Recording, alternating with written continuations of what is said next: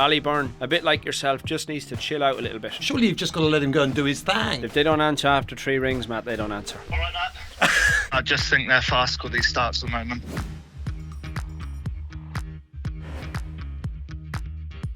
Hello everyone, welcome to episode 3 on season 2 of Unbridled with me, Matt Chapman, and my regular sidekick, Paddy Brennan. How are you, Patrick? I'm very well. We are still sponsored by... What were you... You didn't finish that sentence very quickly. Can you... let's do that bit again and see if you can do it all a bit quicker, Paddy. Okay? How are you, Paddy? I'm very well, Matt. How are you?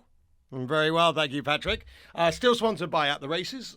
Still sponsored by BoyleSports. The TVs are still not lining up.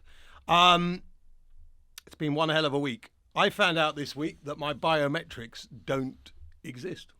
Right. Well, they didn't exist. I was meant to get on the plane to Newcastle. Got to the counter to get onto the plane. No biometrics. They weren't there. So what happened next? They didn't let you on the plane. They didn't let me on the plane. I got escorted out of Heathrow Airport. Was that a first? I think it is. I can't remember being escorted out. I mean, obviously my baggage has been searched many times, and I should have been escorted out. But on this occasion, I got away with it. Are you sure your hair wasn't any way different when you were going through, and then you spruced it up before you got on the plane? It was nothing to do with that, no? Don't think you'll want to be talking about hair. It's gone very grey, hasn't it? Anything exciting happened to you over the last few days?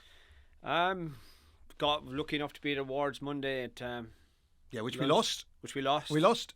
Yeah, we were. We lost, but it was a lovely do. I've never seen anyone so excited by food as I saw you at that awards. Every dish that came, you were going woo! Yeah, lovely. It was very nice, but not something I'm used to, Matt. As a Monday lunchtime candlelit dinner. It's normally Plumpton, no candlelit dinner, lots of muck in the face, and normally abuse on the way home. Yeah. I mean, if you go to enough awards with me, you'll get used to losing. Yeah, we like winning, Matt, but it was nice to be involved, and it was nice to be nominated, and very well done to Ash Simmons. Yeah, well done, Ash. He's a young guy going places, so yeah, well done, Ash. Right. Okay. Right, Paddy. We need to keep our sponsors happy. BoyleSports. They got a new customer offer. If you join with BoyleSports and bet 10 quid, you're going to get a whole load of freebies with it. Terms and conditions apply. Well, last week we had a competition. Do you remember, Paddy? I said if you don't put Constitution Hill, you won't win this competition. Obviously, events unfolded that wasn't the best answer to have given you.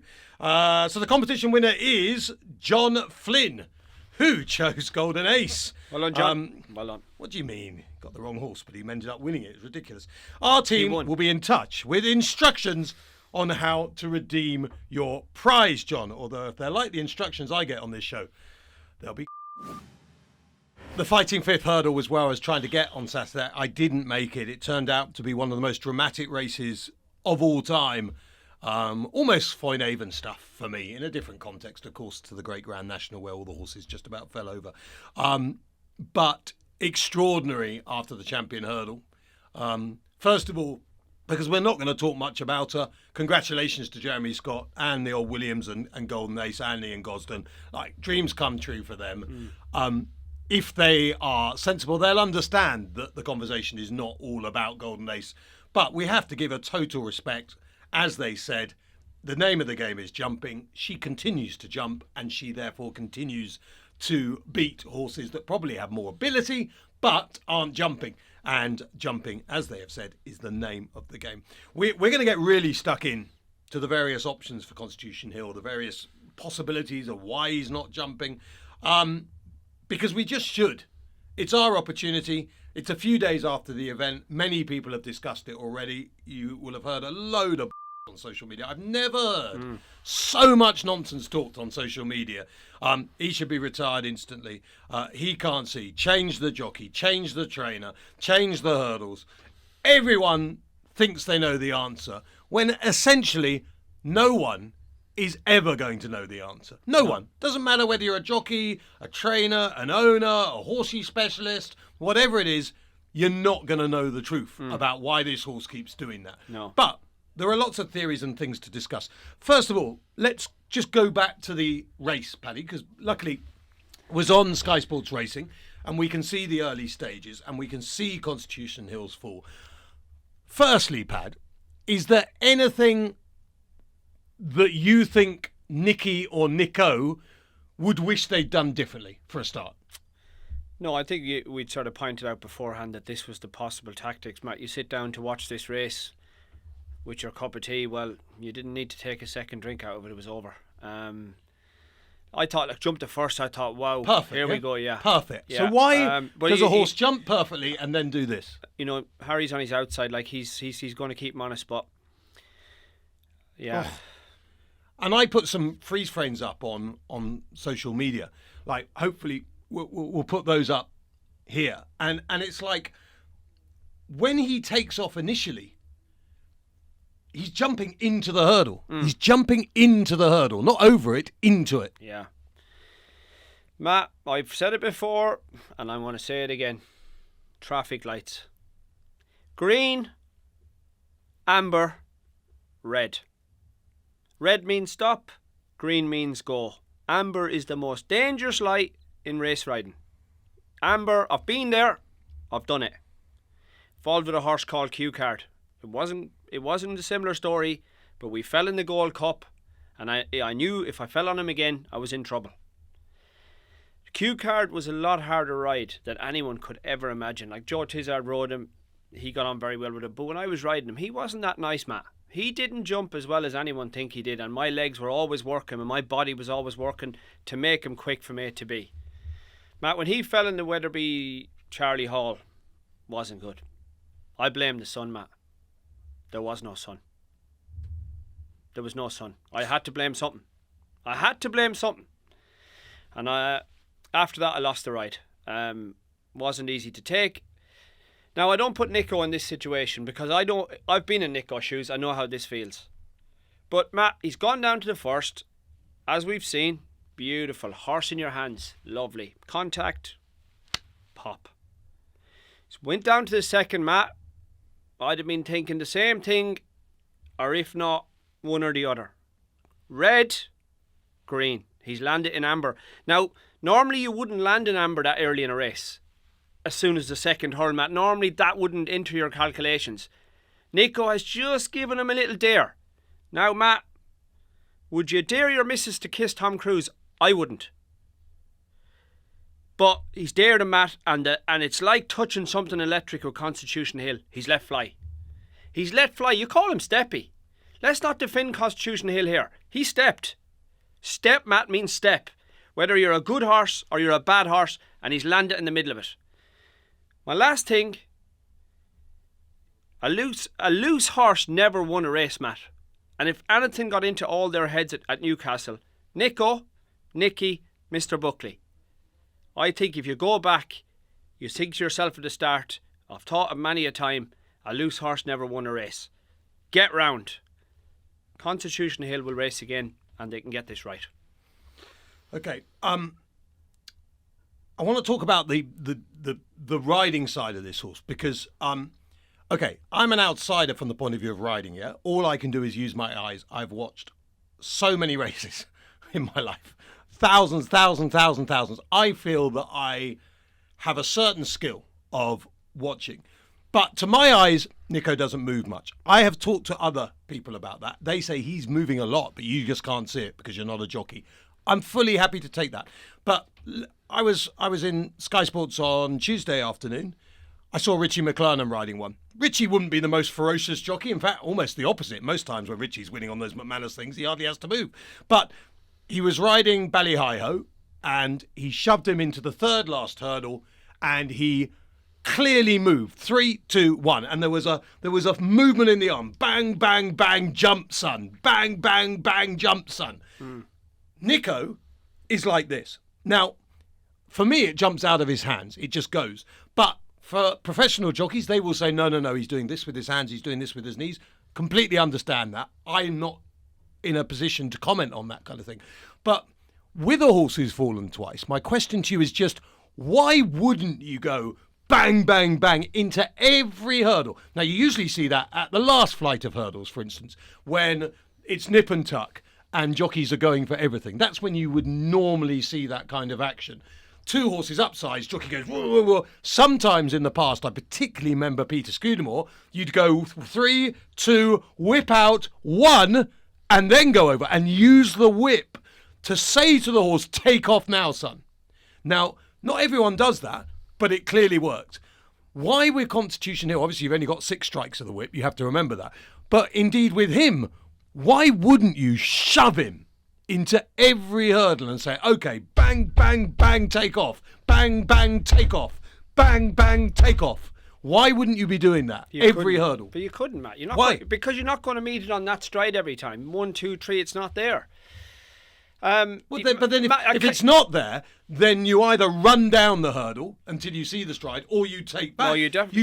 But surely your only aim is to get him over, yeah? If you finish last, doesn't matter. But I'm only saying this, I have no idea whether I'm right or wrong. I'm just pointing out that your only task is to get over, isn't it? Yeah, Matt, you made one point there that's I'm taking on board, and that's taking back. You running down a horse is no good. And you know, when you're running down a hurl, we'll see later with the new line. It worked for Timmy Murphy in race after race after race. It didn't always work.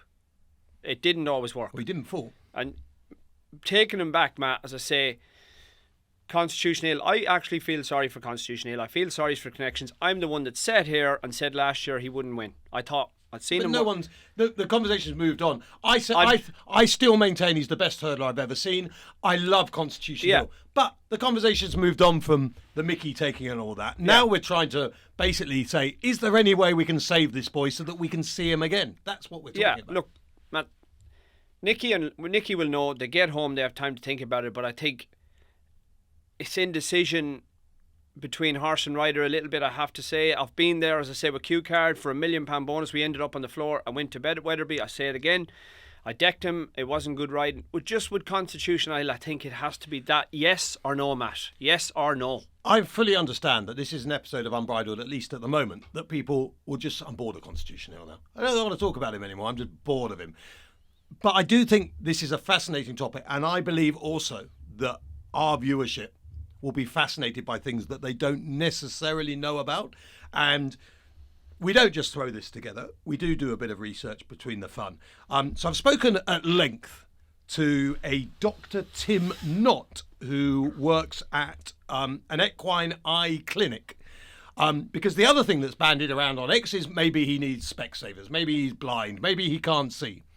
And I thought, okay, well, I know zilch about this. I'm not qualified to put that up on X because I don't know anything about eyesight in horses. How much do you know, Pat? Just out of interest, as a jockey, how much would you know?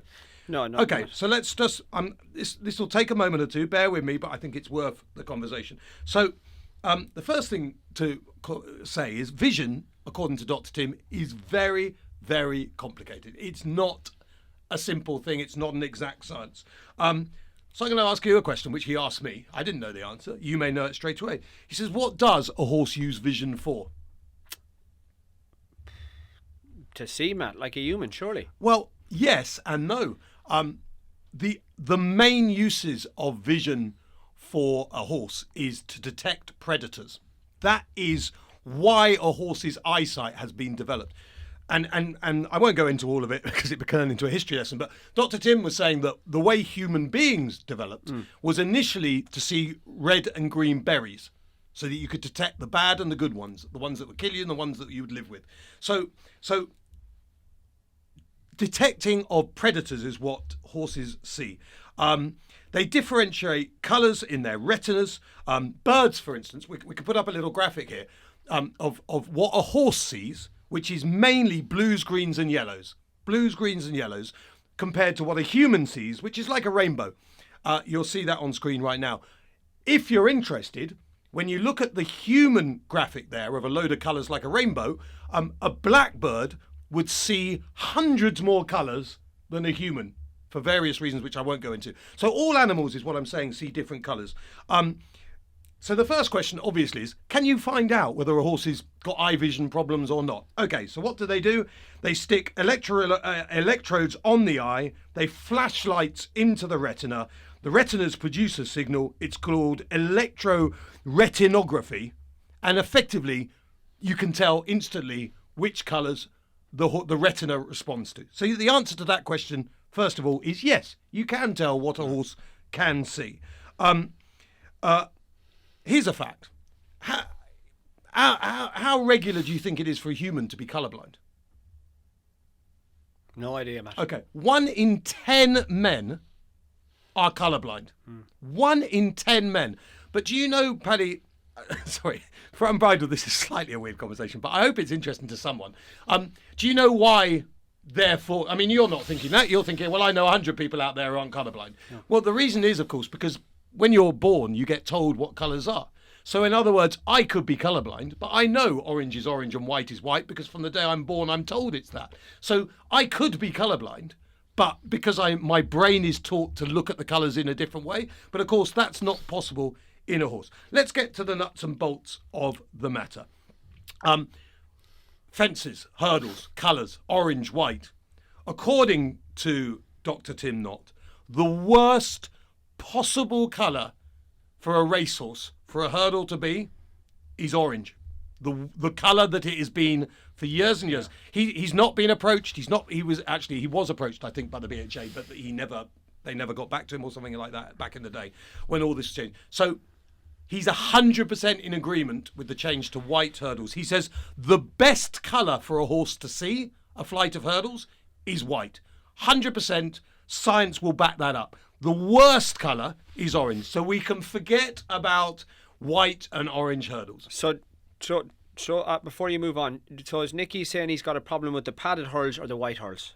I think it's a mixture of both. Well, I was lucky enough to ride over both, and I had nothing but positive things to say about the white. When the white came in, Matt, I got less falls. Yeah. Continue on. And I'm completely agree with you on that, Paddy, from the point of view that I preferred the old type hurdles. I completely understand that the new type hurdles might provide less injuries. I think horses actually respected the old flight more. But of course, there are less fallers now because obviously they're easier to jump. And if you make things easier to jump, they're going to be less fallers. So I see it in a different way, but I completely understand that. Anyway, so horses don't use colours much in their lives, basically. They use them to find predators. The other key thing that Dr. Tim wants to say is that horses, of course, can see 360 degrees. So basically, they can see, like you're driving, you can see in your wing mirrors, you can see in your mirror, you can see pretty much 360 degrees around a car. That's what a horse sees. Dr. Tim specifically said to me it would be worth trying this horse in headgear so that he concentrates his mind. Because it might be that Constitution Hill is a horse that becomes distracted. That's what the science would tell you. And if he's distracted by other horses around him, then he would say any sort of headgear that would concentrate his vision forward, that might be a big help to him as far as jumping is concerned. And the final thing I just want to throw in, I asked him about low sun. I've been a believer that it's nonsense. Horses should jump. Scudamore never missed out a flight of any fence ever. Categorically, low sun can blind horses, according to Dr. Tim Knott. He said, absolutely, the fences should be left out, hurdles should be left out. The jockeys are absolutely right. And again, we can put a picture up here. You'll see there are sort of little brownie bits at the top of that. So basically, if someone goes like that, you blink. A normal person would blink if they weren't expecting it, yeah? It happens like that. You blink instantly. A horse doesn't blink instantly. It takes time for the shutter to come down if it's blinded. And in that moment, that time, it's too long. So low sun, I'm afraid anyone like me who thinks the horses should just jump every obstacle, scientifically, everyone is doing the right thing with low sun. But anyway, so cutting all that back, which I know was a lot of chat, but I think if you don't get a scientific point of view on this, we're all just waffling away talking nonsense. Then definitely headgear is worth a try with this horse. Well, along your lines with the great doctor. Now, I'm going to ask you a question now, and you've got to answer yes or no, not a maybe. If the new lion wasn't on his outside, would he have done that? If the new line wasn't right upside him, I don't know.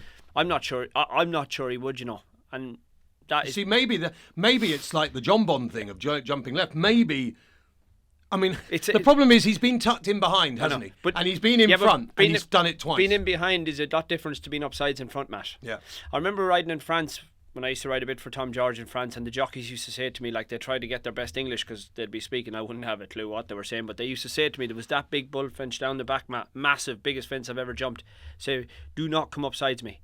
They would say, do not come upsides me. You're either behind me or you're in front of me, Matt. That's how they wanted you to ride down to that fence.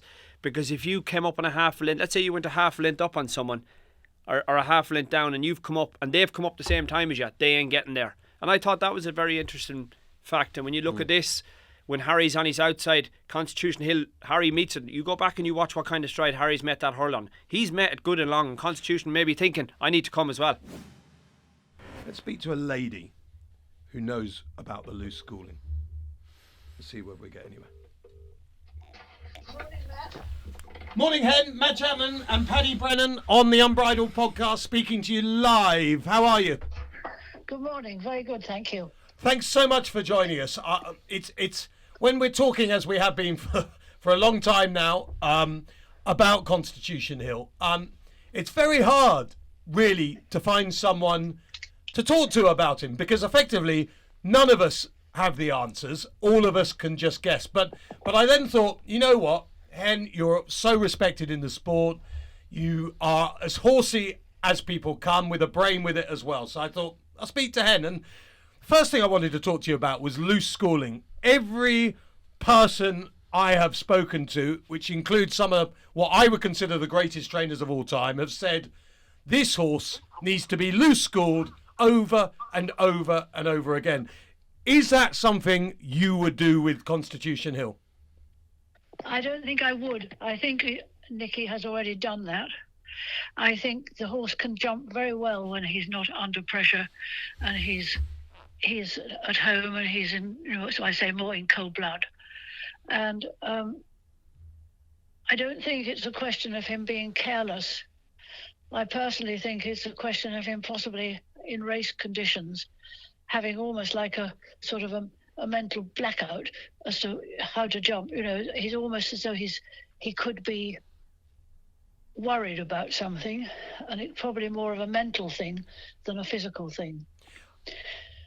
I mean, my reading into it is the horse is probably a difficult thing to say for horse jump. He's almost lost his nerve when he's under pressure, and that you could probably take him back to a home environment, loose schooling, doing everything slowly. I don't think that the horse is basically a bad jumper. I think he's just frightened himself, which doesn't become apparent until he's actually in under race conditions. We're going to try and speak to Nicky, but I think it might be difficult this morning. But I've spoken to a horsey eye doctor called Dr. Tim Knott, who, to be honest, was just fascinating. But the one thing he said to me is that horses can become very distracted because they can see nearly 360 degrees. He said absolutely 100% he would try headgear on him to focus his attention one way. Is that something... Remember, Dr. Tim Knott is not a horse trainer. He is an eye specialist. Is that something you would think is worth trying as a horse trainer, or would you actually not want to try that? Well, quite honestly, Matt, you'll say probably I'm losing my nerve as well, but if I actually trained the horse, I would be scared to run him again under any circumstances, because if he fell again in public and he was under the eye of the racing public, under the eye of the world, really, because he is a very important horse as far as racing is concerned. I mean, he is a sort of one of the sort of key talking horses these days. And if something had happened to him again in a race with animal welfare and the situation as it is these days, I don't think you could do it. Yeah. I don't think you could take the risk. I think he's too risky. It's too risky to run him. And you don't want to be experimenting with headgear, new techniques, and doing things like that, whereby the public will have, and all the experts from social media will have their new views.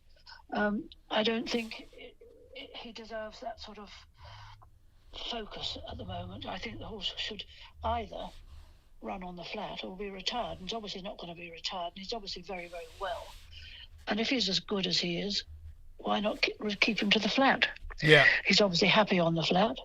And there's some big prize money on the flat and some big races. And look what Willie Mullins does with all his very good hurdlers on the flat. I mean, we've had that conversation a bit, Hen. I'm not going to change my view on it. I just think it's slightly people forgetting how old this horse is. He's going to be 9 going on 10. I know I'm not saying he can't win a flat race. I'm sure he can. But, this was hopefully the greatest hurdler any of us have ever seen. I'm not sure winning a 1.5 mile flat maiden, winning a 1.5 mile flat handicap or something is... for me, the story ends with he's either the greatest hurdler I've ever seen or not whether he goes and wins a flat race or not. But coming back to what you were saying, Hen, I think everyone listening to you would say 100%. We all agree with that. We all agree what you've said. The only counter to it is the problem is if we as a sport go down that route and we're saying, well, a horse has fallen 3 times, we can't risk him again. When do we go, well, a horse has fallen twice, we can't risk him again. A horse has fallen once, we can't risk him again. And we actually can't risk horses jumping at all. But it's such a difficult road. Once you go down that road of saying this sport is too dangerous for a horse, it's a tricky road to have gone down. I couldn't agree more, but I think probably if a horse has fallen 3 times in public, something needs to be looked into, whatever horse it is, not just Constitution Hill, because everything now is run by social media and people's opinions, and it's worldwide. It's not like the old days when people didn't see in the fog if a horse missed out a hurdle and that type of thing. Everybody knows. Nowadays everything is under the camera. Yeah. And I don't think you can risk this horse running again. And yeah. I think a lot of horses that do fall 3 times, their future should be looked into, because they've obviously got a problem as well. It's not just this horse. Okay, that makes complete sense, and I think you're absolutely right. I think if Foynehaven's Grand National happened now, I wasn't there obviously back in the day, but I imagine everyone just thought that's incredible and that was quite fun. But if it happened now, you could kind of think it would be the end of the Grand National. I know. I mean, what a catastrophe. You're right. I mean, things just everything has changed. Yeah. Henrietta, people's views have changed, and there's too many. Everybody's writing in and giving their opinions every day about something, and you've got to keep abreast of it. Otherwise, racing is going to suffer. Yeah. Morning, Henrietta. It's Paddy Brennan. Thanks very much for your time. Just on the thing about the 3 falls, I think I do agree with some of that, but at the same time, that would all have to be over a duration of time. A horse's career, over 10 years, a horse could fall 3 times. I think, especially with you on it, with you can't. Yeah, but with a jump horse's career. So I think when you're mentioning a number of a horse maybe falling 3 times, I think what we got to bear in mind is what time that's over. If that's over a number of 7 or 8 years in jump racing, horses can fall. But yeah, I agree with you, Paddy. But I'm thinking if they've fallen in sort of quick succession 3 times. Yeah, no, that's just getting that point out there. I get that. Yeah. Yeah, it needs to be looking at, if they fall, within sort of 3 or 4 months, 3 times, yeah. 1, 2, 3. Yeah. They would need looking at. Yeah. Forget the fact that some of the chasers might be 7, ranging from sort of 7 to 11, and they might have the odd fall here and there. That's different. Yeah, I get that. That's my point. Thank you. So, Hen, because it must be so frustrating for Nicky and Michael Buckley, because you've got this amazing horse, and you kind of every time he runs, you're thinking, right, this time he'll be fine. And of course, even now, I'm sure Buckers has sat at home thinking, let's just try one more. He'll ping round Kempton. He loves Kempton, for instance, in the Christmas Hurdle. Do you think, in your opinion, if you were being absolutely honest, the BHA should step in now and say, okay, you know what, we can't have this anymore with this horse? That's a difficult one. I mean, I think Nicky will use his own common sense, and if he thinks don't run him, he won't run him. But I mean, one also has to consider Nico as the jockey too. He's had 3 falls off this horse, and his nerve must be a little bit shattered by what's happened. He believes in the horse, and he rode him when he won the Champion Hurdle. But he must be thinking about it too, not just the horse. Yeah, I mean, and let's not forget, he actually broke his neck on this horse, and he had a very, very bad injury from it. And funny enough, it was one of the things that the eye doctor said to me. I don't think he did get injured off him. Was he? Was that not the Hall at Aintree? No, there was no Plumpton. Oh, was it Plumpton? Apologies. Yeah. Okay. Yeah, I didn't think it was this horse. Yeah, no, apologies. Take that back. Thank you, Paddy. That's why you're here. Occasionally you're useful. But yeah, still, what the eye doctor was saying, and you would know, Hen, is that the jockeys, riders of a horse, they transmit their feelings to the horse. And I don't care whether you're the hardest jockey on earth. If you've fallen 3 times and had 3 crunching falls, when you go out next on that horse, there has to be a bit of you that's just thinking, I wonder what's ahead. There has to be. Surely even Paddy would agree with that, wouldn't there? Yeah, I've been there, Henry, yeah. Yeah. Been there. I mean, the problem is we're in this world of, or we've been in this world of, jockeys are these freaks that can just take anything, Pad. But most of them. Everyone's a human being at the end of the day. But, yeah, look, you get a horse like Constitution, but there's also other horses you could never make fall. It's just horses as well sometimes. But going back to Nico, yeah, of course, he's had 3 horrible falls off him. Lucky, as I say, going back to the race on Saturday, you look to see them both get up. Constitution Hill got up quick, and we were waiting for Nico to get up. Yeah. It's 3 heavy falls, and I mean, it shows if he wants to show what a hard man he is. He's already done that because every time he's got up and he said, "I'll do it the next time." Yeah. Like if he rang up Nicky and said, "You know what, Nicky, just let someone else sit on this horse next time," it wouldn't be any less hard, would it? Like he's like.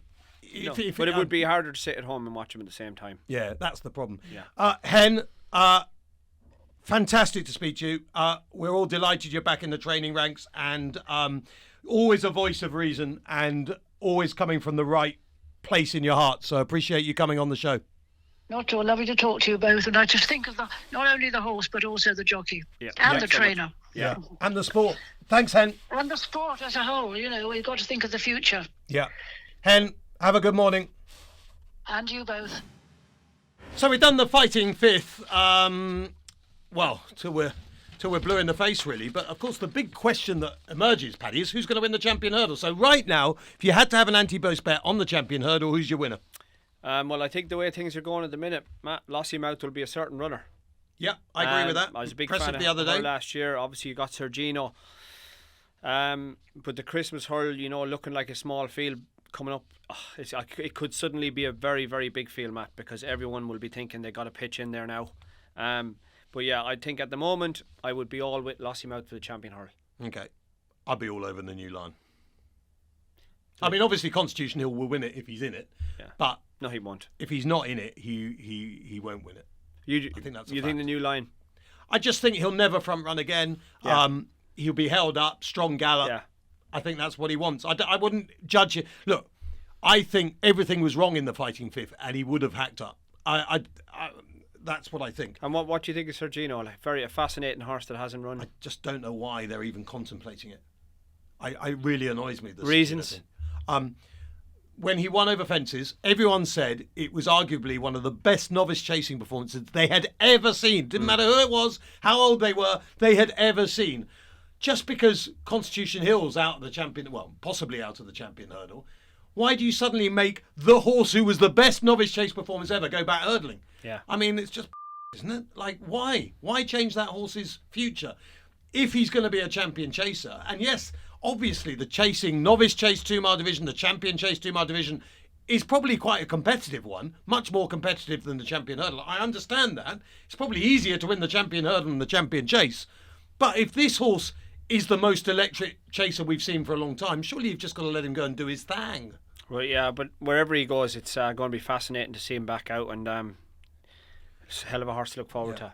It gives chances, though, for Woodhoo going into the Champion Hurdle. It's interesting, Stable Lass of Woodhoo told me speed. Gordon Elliott's told me Stairs Hurdle. So time will tell. William Money. I think there's one horse we should never forget again in any race, Matt. William Money? No. Golden Ace? Don't be stupid. Right. Never leave her out. Well, you're better born lucky. Not than all of them are going to fall rich. over. Stairs getting hurdle. both. Who wins that? Tiapu. Good comeback win. Unbelievable race to watch. I thought, Ballyburn, what a run. What a run. It was a run, actually. He was keen enough, Matt, and tactics, they decided to just maybe take their time a little bit. Another stride, another half a stride, he wins. But Matt, he doesn't. To win them World Hurl and Stayers Hurl, you need to race a little bit behind the bridle. He's very generous horse, Matt. He needs to race a little bit more in reserve, because that's where the likes of Tiapu, that's what makes him so good at 3 miles. He's only doing enough, and he's always going to be finishing. Ballyburn, a bit like yourself, just needs to chill out a little bit. Okay, I was just thinking while you were saying that, I was thinking, hold on, should we give David Manasseh a ring? I'm just checking out. But at the moment, Matt, it's very much a 2-horse race. Okay. Very much at the moment. Okay, let's just try this. I don't know whether this will work or not. We haven't been doing too well so far. Okay, no need to be like that. Morning, Matt. It's David Manasseh. David, you are live on the Unbridled podcast with me and Paddy Brennan. Oh no! What have I done to deserve that? Well, you've become arguably the world's richest football agent. That's what you've done. No. That's the least I am. Well, you're close to it. I mean, you found bail. That must have paid for a few Christmases, mustn't it? No comment without my lawyer present. How are you? I'm sorry to spring this on you, because I know you're the kind of fella that just likes a bit of preparation. You don't like to be sprung on. Correct. Shall I tell you what I find incredible about you, and what I love about you actually on the occasions we've chatted in the past, is that if you were in a football scenario, I think you would be like Al Capone. Like, I wouldn't want to face you. I think you'd be hardcore. But stick a 4-legged animal in front of you, and you're more like Bugs Bunny. I go weak at the knees. That's exactly it. Tell us about your boy. He knows exactly where I am, having a cigar at the moment. Okay, where is he? Which debauched establishment is he George, in? is it? What? The George? It's only The George? in the morning. That's it. It's only 10:40 in the morning. Love it. George is a lovely place. Have you been there all night? Have you just popped in? I've had breakfast, put it that way. Lovely. Well, I mean, it's lucky you do have a few quid, because there'll be one hell of a bill if you're having breakfast there. It's not going to be $9.99. It's not. An egg there is about 50 quid. Anyway, not that that's going to worry you. Look, tell us about your boy. He's come back against Tiapu. There must have been a mixture of joy and slight frustration. I would say, look, going into it, you just hope you finish the race. We didn't have a bad year last year. We won a Grade 1, but there's question marks over you and everything. And I suppose with Willie at this time of year, it's a bit like the Premier League in August. And I just wanted to, if you get beat by a length or whatever and you finish the race well, you've got something to look forward to. So to get that close, right, was obviously you take it on the chin, you move on. But I walked away from Fairy House with a spring in my step, because I got a feeling the engine's back, the horse is back, and we've got something to look forward to. Yeah. So all good from this side, very exciting, but it's a long season ahead, and hopefully, December is. I think Willie's entered it December in the. There's a long distance race at Leopardstown. Yeah. And then we see where we go from there. Has Willie ruled out fencing completely for the future, do you think? If I tell you, I haven't spoken to Willie since Punchestown last year. I let Willie get on with it. I just wait for the entries. I turn up, I stand in the enclosure. Willie says to me, "Good luck today, lads," and that's it. And I sent him a text after the next day, horse okay, he said very well. That's it. What do I want to know? What am I going to ask him? Let him decide. Oddly, that probably was about 10 in the morning. You're in the George and he was probably in the Bagnall. So there's some similarities between you both. But honestly, listen, just let Willie decide. And if he rings me up one day and says, I'm going chasing, I'm going chasing. Yeah. But listen, I think he set out a plan this year. And Leopardstown will be very important to sort of the question marks. Does he stay 3 miles? We'll see there. If he stays, then I'm sure the stayers is the next stage. If he doesn't stay, then Willie will decide what to do. Yeah. I think there is every bit of hope that he does stay, because obviously the chasing route that we were going down, the impression I got was they all thought he would stay. Yeah. And David, just finally, since you've shown this sort of gooey side that you have, has football, like, negotiations become harder for you, that everyone knows that underneath it all you're a right softie? No, the football game is the football game. Horse racing's a lovely release for me in the winter, because obviously we have the January window, but once Cheltenham's over, the summer window comes into play, and I can really enjoy the racing during the winter, because the football side is a lot quieter. What did you think, Paddy, about Ballyburn? Because you slagged it off every day, all last year. No, honestly, I really felt like it was a hell of a race to watch, and it was great to see him back. And like, you know, if every owner could take a bit of what you said earlier, just hitting the line, getting as close as you can at the line. Yes, you walked away getting narrowly beaten, but you walked away with a massive dream again this season. I thought it was a massive run. I only have a few horses in training, but to be at the top table with the owners that I'm mixing with in the game, and to be involved in a Grade 1 race like that, win or lose, I just got to thank the lucky stars, because, come on, I've got a few horses, 3 or 4 horses in training. I'm involved in a Grade 1 like that. Yeah, that race will be next year on TV when they review the Hatton Graces coming up. That race will be there in history. How many jump races over 2.5 miles is there actually decided by a whisker? There might be a head or a neck, but that was like a flat racing finish. Yeah, I actually thought I can actually turn around and say I've been involved in one of the great Grade 1s of Irish racing in recent years. I actually thought you'd won, you know that, but going back to my comments last year, Dave, I did say I didn't think he was a chaser, so I might have got a little bit of that right, but to see him back on the weekend, he looked like he could. The problem with you, Paddy, is it sounds very personal. Like, you're always slagging Nico. You were slagging David's horse. You know, he's out there thinking, why does Paddy Brennan hate me so much on my horse? That's what he's thinking. I don't. He is. He's thinking that right now. He's in the only thing I George. could think is he's an Arsenal supporter and I'm a Tottenham, so there must be something like that in it. Can you not swear on the podcast, please? Brilliant to see him back, and we're looking forward to seeing the rest of his season, so best of luck. We've got to go, David. Thanks so much. Thank you, Matt. Take a few paracetamol. You feel better later.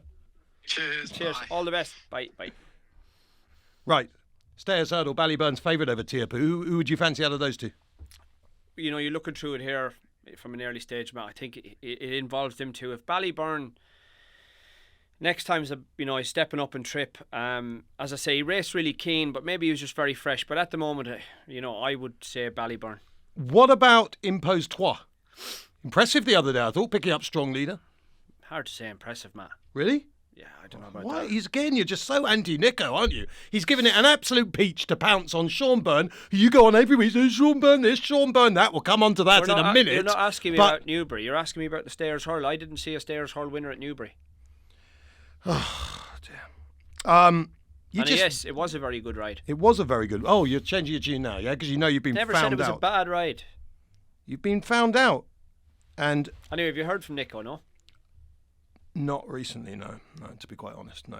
No, I've not heard from Nico. Why, have you? No. No one has. And Nicky's ditched us. So it's difficult times. Right, let's move on. Let's move on to the show. So we wanted to persuade Paddy, yeah? We posted on the At The Races social channels, Persuade Paddy, and Ross got in touch. Ross Goulding. Thank you, Ross, for playing this game. And it comes back really to what we were just chatting about. It's a beautiful segue here. He says Sean Byrne is overrated. He's a good jockey, but to listen to some people, you think he was running, making the horses find £10 extra. The outings of Horticouleur last weekend and Resplendent Grey show he's not a magician. Ross, have a cup of tea and some sugar. I think Jonbon's incredible jockey in the last 2 days. I think he's had 6 winners, just 2 days. I think he's an incredible horse's run from. There was a big jockey recently said he wasn't very good from the front. I wasn't having any of that. I think he can do it all. Make the running, drop in. He's a winning machine, and 300 winners is possible for him in a season. Okay. It's interesting what he said about Resplendent Grey, trained by Ollie Murphy. Let's see if we can get, because I wanted to ask him something as well. So Ross has said, basically, Resplendent Grey's defeat was down to Sean Bowen not being a magician. Let's see if Ollie answers. If they don't answer after 3 rings, Matt, they don't answer. All right, Matt.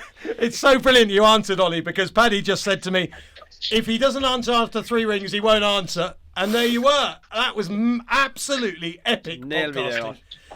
What a you are, Paddy. Thanks for coming on the phone. Ollie, I'm not going to keep you long. Ross Goulding has been on in our Persuade Paddy section, which you'll know nothing about, and he says, Sean Byrne is not a magician. Look at him on Resplendent Grey at Newbury last week. Was there any other reason that you thought that Resplendent Grey might not have run that well? Oh, just the start was a nightmare, Matt, and I think it's something that needs addressing sooner rather than later. These big field handicaps and having standing starts. Is it a level playing field having a standing start for every one of those 24 runners? I don't think it is. I wasn't the only one that got inconvenienced. Alan Kings didn't even get the first fence, but we're prepping these horses for however long, and I just think they're fast for these starts at the moment. I think you made a very good point there, Ollie, and if you're going to have a standing start, someone's always going to lose out, and a lot of people. So, do you think it needs to go back to walking in starts? I do. I think that's the fairest option, Paddy. I can't name any other sport, any other professional sport, where at the start of a race it's staggered, and one person's going to be at a disadvantage. And with a standing start, there's always going to be 1 horse, 2 horses, 3 horses at a disadvantage. We're racing for £250,000. I wouldn't have won in a month of Sundays, I don't think. The winner was a facile winner on the day, but it was still 50 grand for second, and so what? And I had a very angry owner, rightly so, and I just think something's got to be done about it. Ollie, appreciate you answering, which was absolutely classic with Paddy. You won't answer. Supposed to speak to you. If the BHA are watching this show, which of course they will be, stop these standing starts. We've been saying it for ages. It's not just this. It's just ridiculous. Grow a pair, have a starter who can do the job. It can't be rocket science. It can't be, can it, Ollie? It's not rocket science. No, I don't think so. And then take away the trainer, owner, and jockey. There's punters, race goers, whatnot, having bets, and their money's down the drain before they even jump the fence. And something's got to be done about it. Like you said, I think someone's got to grow a set of kahunas and go back to a walk-in start. Ollie Murphy, thanks for joining Unbridled. Thanks, lads. Cheers. Thanks, bye. So yeah, I heard that he wasn't. I heard in the grapevine that he wasn't very happy with the start, so that's why I just threw that in there. When you're set there, Matt, and to watch now the Coral Gold Cup, the Hennessy, what a race, what a race, and you can see the first time they're not going. It's always going to be a mess, Matt. You know what? It's always going to be a mess. What? And I think Ollie's got a very valid point with 24 runners, and as well, Matt, you got to understand the first fence isn't that far away. You missed the break, your race is over. So something's got to be done with that amount of runners. Nathan also he said Jonbon will run in the Gold Cup and finish in the top 3. I'd say more chance of Constitution Hill running it, Matt. Yeah, I think that's absolute nonsense. He won't be doing that. Right, elsewhere, I tell you what. Did you see Romeo Coolio? Yeah, I was very impressed, Matt. Very impressed. Were you? Yes. Should we try his owner? Now, I know that his owner does not like answering the phone to people like you or me. Matt, leave me out, you mean? Yeah, basically, really, if I'm going to be asked. Dave Rabson. But me and Dave do have something in common. Actually, funny enough, like Manasseh, because we're all Tottenham fans. But Dave did ask me. Didn't he? Dave asked me not to call him. Did he? Yeah. Why are you bringing me on a school day? I just said to Paddy, you're live on the Unbridled podcast, Dave. I just said to Paddy, Dave asked me not to call him, so I'm going to call him. All right, thanks for that. Appreciate it. How are you, son? I'm good. How are you? I'm How's really Patrick? good. First of all, Hold up a minute. We're live on what? This podcast of yours? yeah, Unbridled, the podcast that you watch every week because it's the best podcast out there, yeah, that you've heard of. Absolutely non-stop. Honestly, it's on my tracker all the time. Yeah, for a Tottenham fan, I thought you'd have more intelligence, but anyway, obviously not. Right. Devastating novice chase success the other day. Absolutely hoof perfect, wasn't he? He was foot perfect. Absolutely foot perfect. Couldn't have been happier with him. No disrespect to anything behind him. Not sure how good the form is, given the Gigginstown horse looks more of a summer horse, but he did everything he needed to do. So, yeah, very happy. Looks simple for me. Irish Arkle, Cheltenham Arkle, champion taste next year. However, there are people who aren't sure whether he's going to be 2, 2.5, maybe even 3 one day. What's your view on the trip? So I feel like we'll more likely come down than we will go up. Look, here's where the thinking is at the moment. Not for the first time in your case. Do you see what I did there, Pat? No, anyway, carry on, sir. Thanks for your feedback. Really appreciate it. There's 2 options at Christmas. It's either Limerick or on Boxing Day. They've reinstated the 2 mile one. Right. So we won't go to the DRF. Okay. And then the other option is that you would miss out Christmas and you'd look at the Scilly Isles and then go to Cheltenham from there. Tell me, DRF missing that out, is that because for you winning the Arkle at Cheltenham would be the be-all and end-all? I think winning the Gold Cup or the Champion Chase would be the be-all and end-all, but we're a season ahead of that, aren't we? Are we? Well, are we? You can always run in the Champion Chase as a novice. Well, more likely running the Ryanair, but I think we're entering the realms of fantasy now. We've got 2 options. What I can tell you, I'm sure there's plenty of speculation, but unlike the rest of the world, I don't live on social media, is he will definitely go to Cheltenham. So anybody that's saying miss out Cheltenham, Fairyhouse, Aintree, there is no way our lad's not going to go to Cheltenham in March. So the exam question has to be, do you want to put him over the shorter trip beforehand? Do you want to put him over the longer trip, or do you want to miss out Christmas and go to the Scilly Isles? But no decisions. We're still living in the joy of success at the moment, so we'll figure it out in the next week to 10 days, I would say. And of course, a little bit of that will be because of the history that you have with horse racing, and the reason not everyone will know this, some people will, that he has those black and white colours is because you and the other Dave were a massive fan of Moscow Flyer back in the day, so you chose the black and white colours like Moscow Flyer, and of course he was a horse that charged up the Cheltenham Hill in the Champion Chase.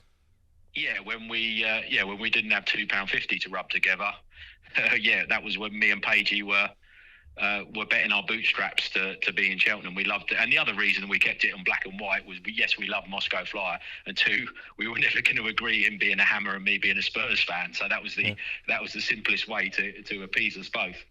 Just Dave, I'm not going to pry too much, but just. I don't know whether you.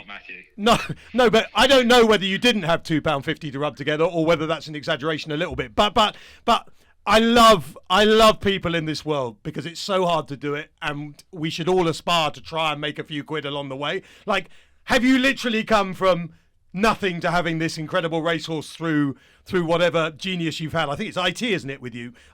Is it? Have you literally made that journey? I wouldn't say nothing is probably an extreme version, but we're both working class boys from good, solid families, and and we've made our own, we've forged our own path. So yeah. Well, but we always loved the game. We always, enjoyed having a punt, and the aspiration was always actually you start to bet a little bit bigger, and then the real gambling is starting to then, actually, can you buy some horses, and then can the horses, the dream is getting them to Cheltenham, isn't it? So yeah. That's the path where we've had. But it's quite interesting. I've had quite a good couple of weekends because obviously Electric Mason won the Betfair Hurdle, and I bought that horse the same day that we bought Romeo. It was at the same sale. Amazing. That was a good day. That was a lovely earner. Our sponsors of this show, BoyleSports, are boosting Romeo Coolio 6-1 for the Arkle. It sounds like you'd take a bit of that sixes, wouldn't you? If you could. 6-1. Yeah. Well, it's better than the price at the moment. Yeah. Well, it's not the worst price in the world given his performance. What is he for the Browns? He's not going for that. He's going for the Arkle, Dave. We've already agreed that, haven't we? Yeah. Okay. Yeah, because there's 3 or 4 people in this decision, Matthew, and I can assure you're not one of them. Yeah. Well, Okay, yeah, no Matt. need to start now. Matt. I've been on your side up until now, but All right. you don't want to go on my wrong side, Dave. Kopech, okay. I love Kopech de Board. Romeo Coolio's never going to beat Kopech de Board, is it? Wait, what's he talking about, this Dave bloke? Okay. Okay. Actually, someone was just saying, what was he? He's 10-1 for the Brownie. 10-1 for the Brown. Yeah, and that's what. Look, he'll either run. Oh, here we go. I'll tell you what, he'll run in the right race for him, and we'll find out where he's going after that, won't we? Can't wait to see him in the Arkle. And Dave, always at a very tricky time for us Spurs fans. It's lovely to have something to cheer about. So we nicked we nicked a point at the end yesterday, so it wasn't disaster. You going to the European game next week? Yeah, on the Tuesday, yeah. Yeah, I might see you there if you're really unlucky. Chappers, I'm going to get a driver. I promise you, I'm not jumping on a train with you again. That's another story we don't need to go into on this show. Dave, I really appreciate you answering, and I know you're going to really have enjoyed that chat, so thank you. Cheers. Take care, Dave. Show's been chocked full of special guests, but really wanted to speak to Harry Skelton because, Paddy, of all the riders walking around the racetrack at the moment, there is no one that walks around as if he's God bigger than Harry. He is cheeks puffed out, chest puffed out, looking like he owns the place. I think there's a bit more to it than that, Matt. He works really hard. I'm sure he's ridden lots of horses this morning. He don't have time to be pushing them cheeks out. He's riding winners left, right and centre. He's firing bullets that we know they work. Mrs. has had another baby. Harry, all in all, you are, aren't you? You're walking around like the happiest soul at the moment, I feel. Morning, guys. Yeah. Well, could you sound a bit happier? Yeah, I'm happier than I was on Saturday afternoon anyway. But Matt, I'm afraid this game, you don't walk around with your cheeks puffed out for too long, as we all saw on Saturday. And but no, look, things are going great, and yeah, it's been busy, as Paddy knows. Paddy was in with us yesterday morning. No stop. The wheel keeps turning, and the clock keeps tipping. So it's been all go. All I can tell you is if Paddy tells you to hold it up, front run it. And if he tells you to front run it, hold it up. And you'll be roughly right after his terrible instructions for Saint-Genet at Ascot the other day that got the horse absolutely stuffed for the Twiston Davis team. He doesn't need to know about that. What? He doesn't need to know about that. He knows about it. He watches the show. He was in it, but go on. Anyway, yeah, well, speaking of Saturday, obviously Panic Attack was brilliant under Tristan Durrell at Newbury. Meanwhile, you were decking the new Lion at Newcastle. Paddy, you wanted to talk to Harry about the new Lion. Well, no, there's a couple of things, Harry, on the new Lion. I think tactics from the minute you jumped off, you had a plan. Jumped great, upsides Constitution Hill, but as soon as sort of Constitution Hill fell, you didn't expect to be in that position from there on. No, look, I started off how I wanted it to. I wanted to be just down the middle on my own, really, and upsides, yeah, just getting that lead. And it all changed after the second when Constitution Hill fell, and then I was left in front completely on my own, something he hasn't been before. So, then I had to sort of take the race by the scruff of the neck a little bit. He was. The hurdle, the first down the back, caught him by surprise a bit. I think it's over a mile from the last hurdle to the first hurdle down the back. So there's a long way with no hurdle, and he probably just switched off a little bit. Had a little look at that hurdle. You said though, on approach to that hurdle, Harry, you couldn't really see the hurdle coming around the bend. It's like if the fence blocked it out a bit, and then was that it? Yeah, the fence was right on the inside, and you couldn't see the hurdle until you'd gone sort of past the fence. Yeah. And it was just tucked away behind it, and it just caught them by surprise a little bit. after probably not jumping anything for so long, they took that hurdle out down the side, I think because of low sun. So they got rid of that hurdle and the fence completely. So it's a long break. And Paddy, like as you said and you well know, Newcastle on good to soft, it's a serious emphasis on speed, and I think that just caught us out. One of the things I've not saying, and I'm not saying he wasn't fast enough. The experience he's had, he's never been, he's never gone that fast down to some hurdles as he did down the straight there, and I think that's just what caught us out. I heard one commentator say Golden Ace was going best when the New Lion fell. I feel as the New Lion lands, he's at least a length in front of Golden Ace. And I have zero doubt in my mind that the New Lion would have won that race. Harry, what did you feel? I felt I had a lot in my hands, Matt. When I turned into the straight, I just sort of squeezed him along into the bridle a bit because I thought if I put a little bit more pressure on him, hopefully that will keep his mind a bit more concentrated rather than just sitting completely quiet on him. I just sat into him a little bit and I had him running in my hands.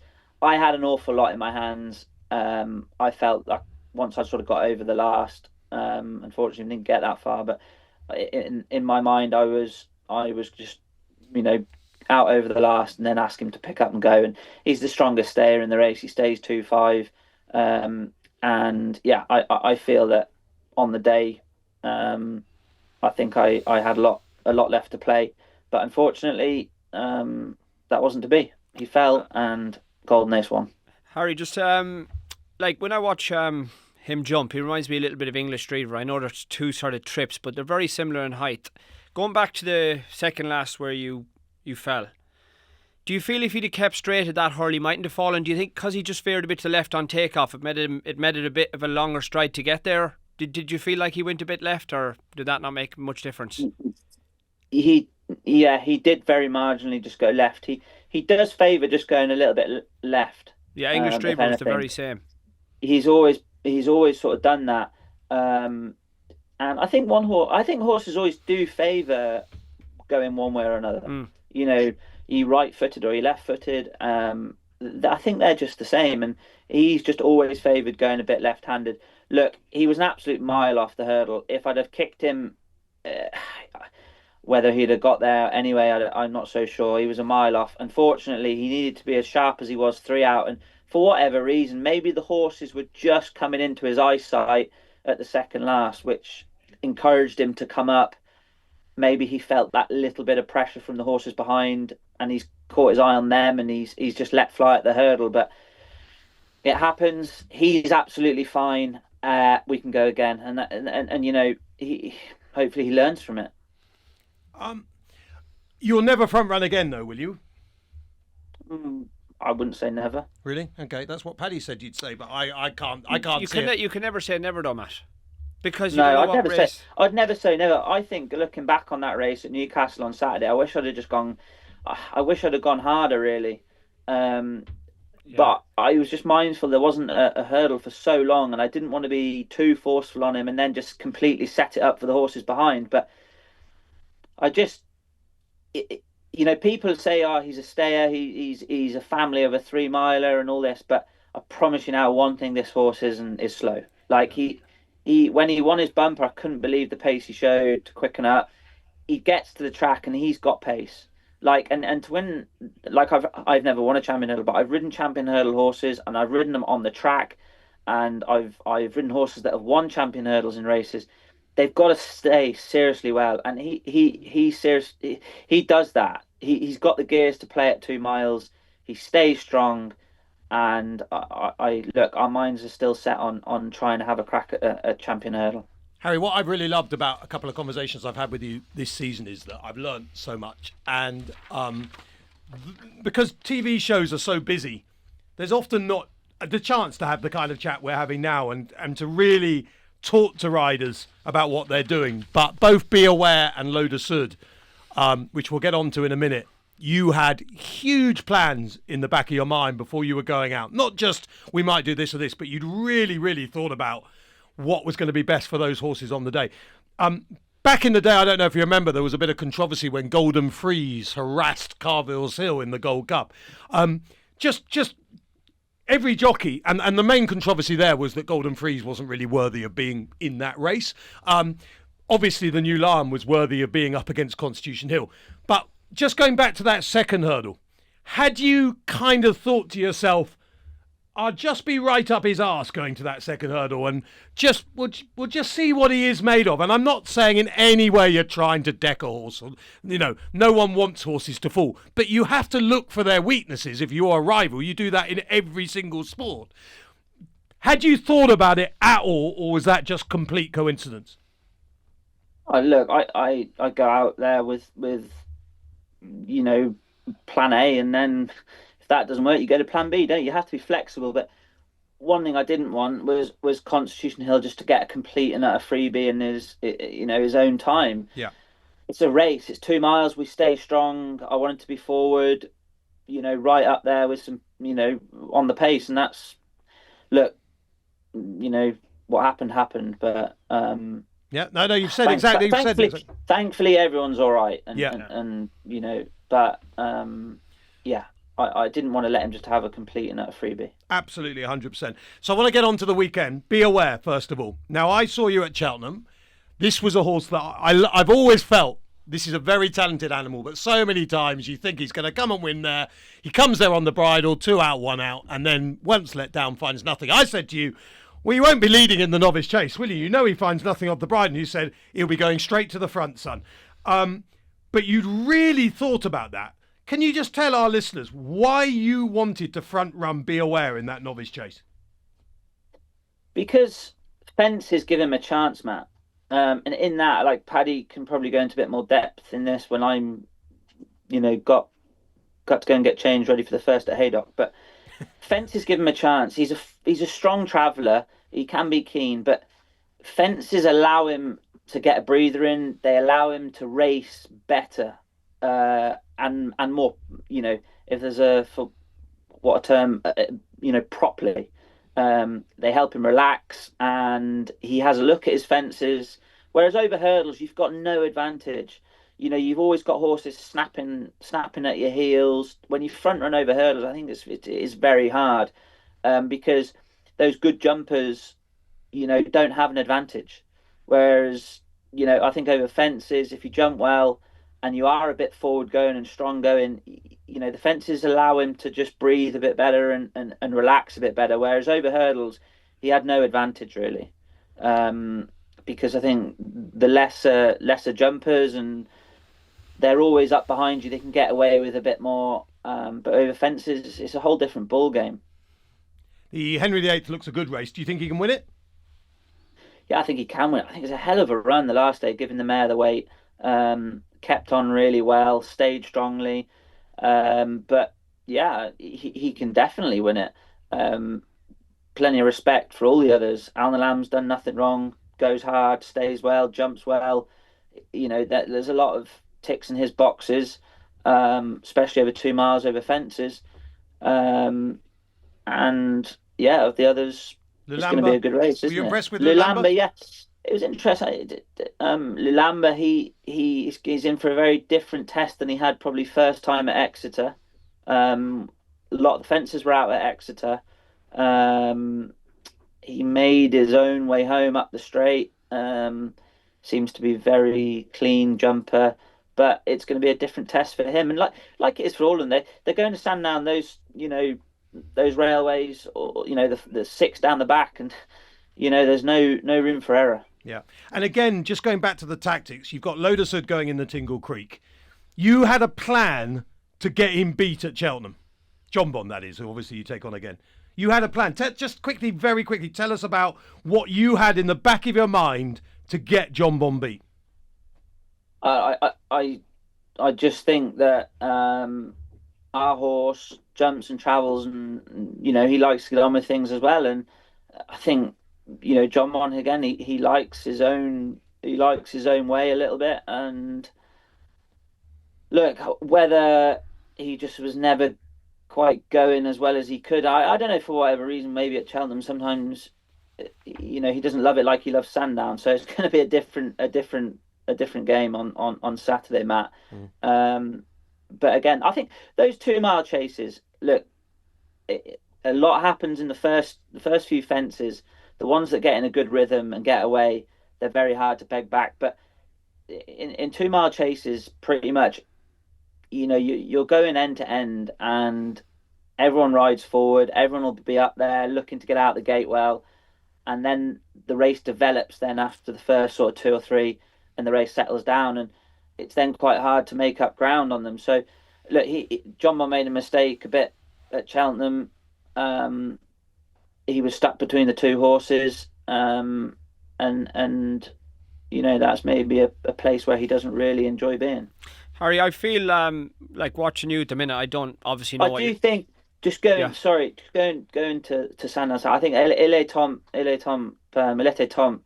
I think he's gonna be really hard to beat. I do think he's gonna be really hard to beat. Yeah. I feel like, though, watching you at the minute, Harry, every race, especially on a Saturday, I don't know what you're going to do tactics-wise, but I feel like at the stage of your career you're at now, it's like you're in Man United changing room when Sir Alex Ferguson was manager, and you're leaving like a Ryan Giggs or a Paul Scholes. You have a plan. You have a massive plan, and you've got yourself to this stage in your career with that kind of experience.